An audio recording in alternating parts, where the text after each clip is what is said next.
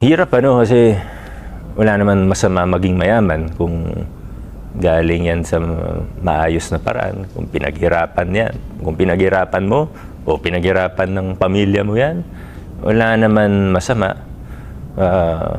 Of course, as public officials, we have a code of ethics. Ostentatious display of wealth is also not good regardless of the source. Pero siguro yung mga nakita talaga natin na connected sa contractor, sila naman nag-post nun online, di ba? So, bigyan natin sila ng atensyon kung gusto nila.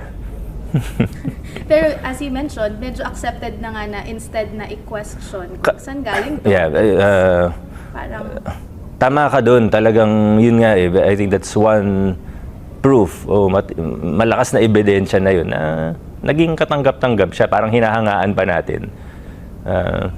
I guess everything that's happening now for the better. I think it's all for the better. Papaisip na tayo ngayon, di ba? Pag may nakita na tayo, pinagmamalaki yung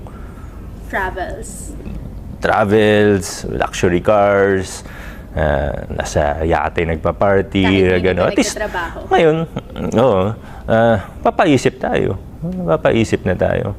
Kasi ako marami naman akong kakilalang mayayaman, may malalaking negosyo, pero hindi naman ganun. Kahit mga siguro pabilyonaryo na, hindi mo naman ma-afford yung ganun eh.